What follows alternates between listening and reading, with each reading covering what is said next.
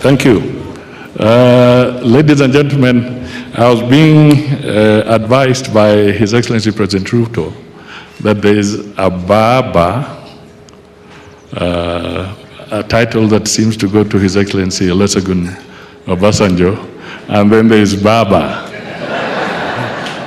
So, Your Excellency Raila Odinga, the podium is yours. You can address us. Thank you. Haya. Your Excellency, President William Samoei Ruto, President of the Republic of Kenya, Your Excellency, President Yoweri Kaguta Museveni, President of the Republic of Uganda, Your Excellency, President Mama Suluhu Hassan, President of the United Republic of Tanzania, Your Excellency, President Salva Kiir, President of the Republic of South Sudan, and Your Excellency, Baba Olusegun Obasanjo, former President of the Republic of Nigeria. Then my brother, former President of the United Republic of Tanzania, Jakaya Mrisho Kikwete. My other brother from Burundi, General Gervas Ndikakubuka, the Prime Minister of the Republic of Burundi, and Brother James Kabere, Minister of State for Foreign Affairs of the Republic of Rwanda. Distinguished diplomats, ladies and gentlemen, hamjambo, good morning. I am so delighted to have opportunity to stand before you here this morning to see this distinguished audience here.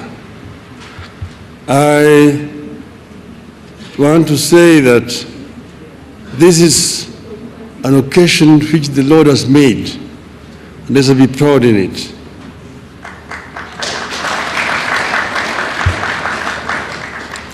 Today, I stand before you here as a candidate for the chairperson of the African Union Commission.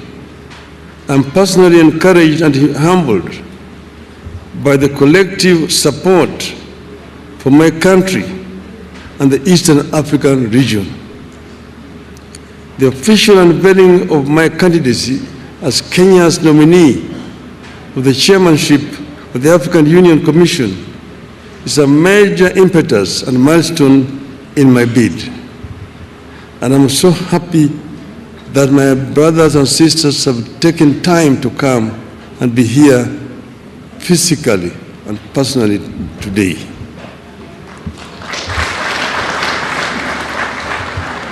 The history of Africa is replete of low and high moments. Africa is widely considered the birthplace of mankind, whose political organization was reflected in great kingdoms across the continent. And as of today, the oldest species of humanoid has been discovered in this region. So in Ethiopia, in northern Kenya, in Olduvai Gorge in Tanzania. So there's no doubt that this is the home of mankind. However, the continent has suffered slavery, colonialism, humiliation, repeated aggression, and internal violent conflicts. However, Excellencies, like the legendary Phoenix, Africa has risen from the ashes of these historical atrocities to make a full-blown arrival on the global stage. Consequently, you have heard slogans such as African Renaissance and Africa Rising. Nonetheless, I envisage an Africa where our visionary sloganeering will translate into strategic action for the transformation of our continent. Unfortunately, even as we rise, our continent still grapples with emerging challenges and vulnerabilities, including identity conflicts and wars, hunger, poverty, violent extremism, advanced climate change, acute unemployment among our youth, transboundary pandemics and infectious diseases such as mpox and other threats to human security and dignity. My plan is to work with you, Your Excellencies, and make the AU more people-centered and serve the interests of the vast voiceless majority of Africans. The African people should feel the AU in their lives. Excellencies, if elected chairman, I propose to utilize the transition period to critically analyze the existing proposals for reforms and building capacity of the AU Commission. The ultimate aim is to follow up on the implementation of the reports so far formulated. Certainly, the story of Africa is not all gloom and doom. Thanks to the work Your Excellencies are doing, Africa has been on an upward and positive trajectory in recent years. In February, the African Development Bank reported that Africa will account for 11 of the world's 20 fastest growing economies this year. The continent is set to remain the second fastest growing region after Asia. I deeply appreciate your efforts in restoring hope on the continent, and it is my wish to have a chance to complement your efforts as AU chairperson. Excellencies, throughout my leadership and service to the public, I have noted the significance of defining strategic goals and appreciating the influence of political dynamics on the outcomes of these goals. So decision-making must be backed by a balance between policy and geopolitics. I plan to work with you, Your Excellencies, to integrate this continent. You're one people who unfortunately are trying too hard to separate from each other. I have traveled the length and breadth of this beautiful continent, and I have seen the faces of Africa's future. I was involved in peace negotiations in Burundi with Mwalimu Nyerere. I was involved as the mediator of the AU with the conflict in Côte d'Ivoire. I was involved in Mozambique. So I understand the continent. And I see the faces of our children, full of hope and energy, and unbound by the borders of yesterday. I dream of an Africa where those borders and colonial languages no longer divide us. We don't want to see Africans to be divided as Anglophones, Francophones, Lusophones. I want them to be Africophones.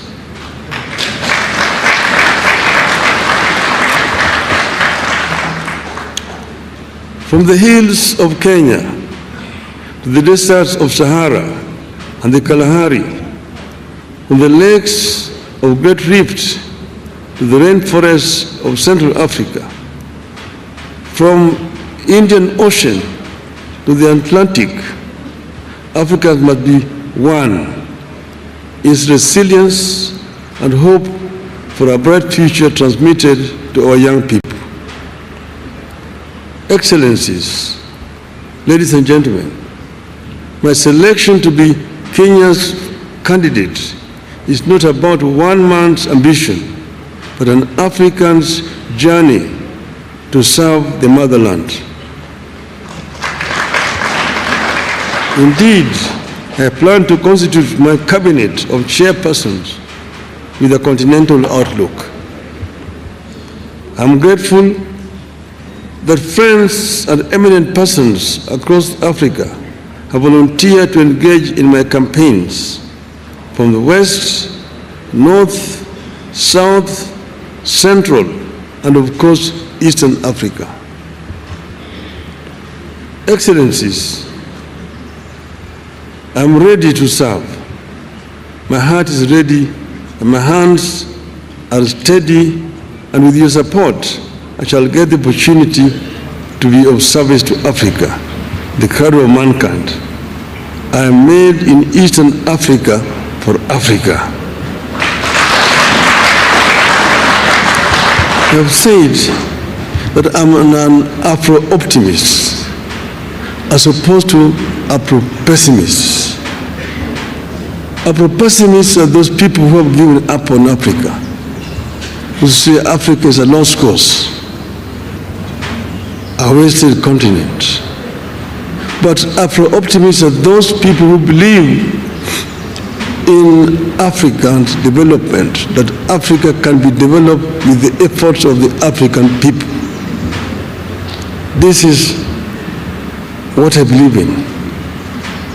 I have come from the school that believes in the efforts of the founding fathers of our continent. Those who were visionary, who envisioned an Africa that was united. Kwame Nkrumah, Ahmed Sekou Touré, Gamal Abdel Nasser, the late Emperor Haile Selassie, Jomo Kenyatta, Jaramogi Oginga Odinga, Mwalimu Julius Kambarage Nyerere, Kenneth Kaunda. Those were some of the founding fathers of our continent, who believed that Africa will only develop if it is united. Nkrumah said that Africa must unite or perish. That is the school which I'm coming. To be able to realize the dreams of the founding fathers, first we need peace on the continent. In 2013, they talked of silencing the guns. But in 2024, the guns are not silent on the continent. We will work to ensure that guns are silent so that we can be able to have a peaceful development. Secondly, Africa is a victim of climate change. Africa today suffers from twin disasters: droughts and floods on the continent. Yet Africa has emitted very little of the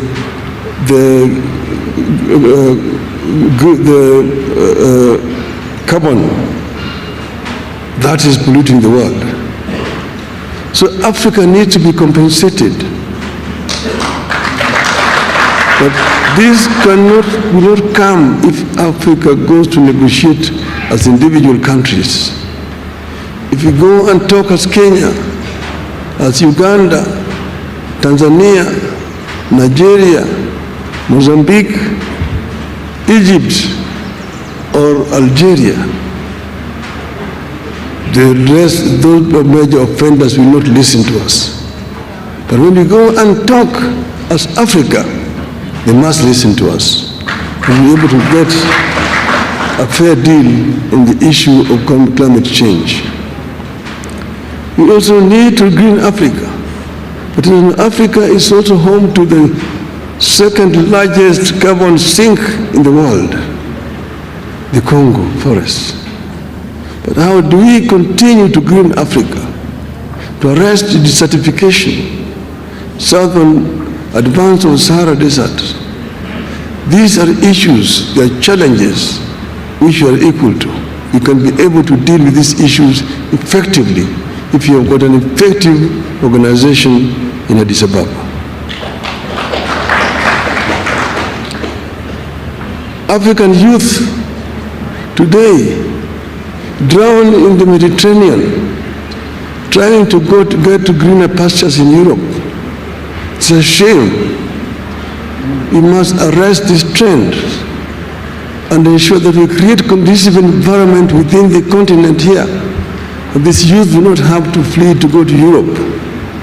And this will only happen if Africa works together as a united continent. We know that Africa is one of the richest continents on planet Earth. It is a paradox. The richest continent is also the poorest in terms of living conditions of its people. This we must put to rest. We should not continue to blame those other people who have exploited the continent. We have the ability to reverse this trend and get Africa moving forward again. Therefore, we need to be able to ensure that Africa uses the resources that it has effectively. We need also to ensure that Africa also trades with itself. Africa is wasting a lot of time searching for markets where they put very unequal terms to our goods coming from Africa. The inter-African trade today stands at only 15%. Inter-European trade stands at 70%. Inter-Asian trade stands at 60%. Even inter-South American trade stands at 35%. We need to ensure that Africa trades more with itself. We need to address the constraining factors. One, the non-tariff barriers which have been imposed by other African countries against goods from neighboring countries. More importantly, we need to address the issue of infrastructure development in the continent that will make it easier for African countries to trade with each other. I have been the High Representative of African Union on the issue of infrastructure. So I know the major challenges that Africa faces in the issue of infrastructure. The Trans-African highways, the Cape to Cairo, the Tunis to Cape, the Dakar through Khartoum to Djibouti, the Dakar, Lagos to Mombasa, the Beira to Lobito and Walvis Bay, the high-speed railway networks in the continent, those are issues that require to be dealt with. The Lapset, the Lamu Port, South Sudan, Ethiopia, that will continue through Bangui and go all the way to the Cameroon port of Kribi, creating a land bridge that links the Atlantic Ocean and Indian Ocean and opening up the interior landlocked countries within the continent. These are some of the issues that can be dealt with and will deal with. Then connecting Africa through high-speed fiber optic network. And then to facilitate faster communication. Then the issues of air transport. Air air transport is a major challenge in the continent. We were talking about open skies to make air transport easier. Today, traveling across the continent is too expensive. You have to get permits to fly over countries, delaying movements, and make it too expensive. Flying over Europe is much easier than flying over Africa. We need to have a continental air control system within the continent so that people can travel from east to west, north to south without a problem. The other one is the issues of visas. My friend Aliko Dangote says that for him to travel across the continent, he needs 35 visas. His French competitor does not need a visa to travel with a French passport in Africa. What a shame. In Europe, you only need a Schengen visa, and you can travel across the entire Europe without a problem. We will also ensure that we reach a stage where we can issue an AU visa and enable people to travel across the continent without much of a problem. I therefore want to conclude by saying that I am ready for Africa. And I believe in the story of the African lion. The lion is an African animal. Is the king of the jungle. The Cameroonian national soccer team is called the Indomitable Lions. The soccer team of Senegal is called the Lions of Teranga. The soccer team of Morocco is called the Atlas Lions. Here in Eastern Africa, we call it the Simba. The king of the jungle. When the king roars, the jungle listens. So our story of the African lion. The African lion is giving a message to the Asian tiger. Tiger is the Asian animal. And I want my Asian friends here not to take offense. The African lion is giving a message to the Asian tiger that you Asian tiger, you've danced on the stage alone for far too long. It's your time to quit. The European bear retreated to the North Pole a long time ago and is freezing there in the ice. The American panther is also on the retreat. But I'm here as the African lion.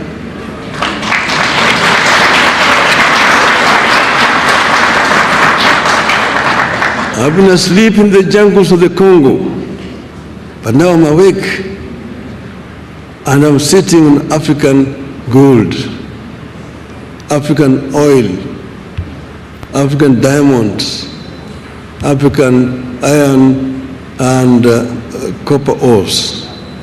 I'm sitting on African bauxite. I'm sitting on African lithium and coltan and uranium. And I have the ability to transform all these materials that I have into wealth for the benefit of my people and claim the 21st century as an African century. End of the message from African Lion. Thank you very much, ladies and gentlemen.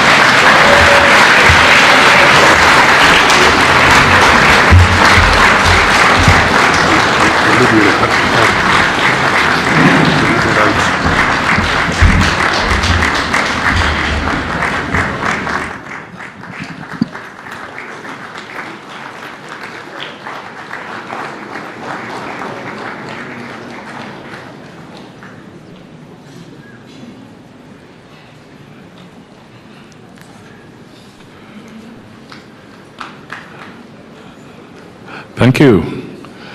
You can be seated. Indeed, that's a very powerful message.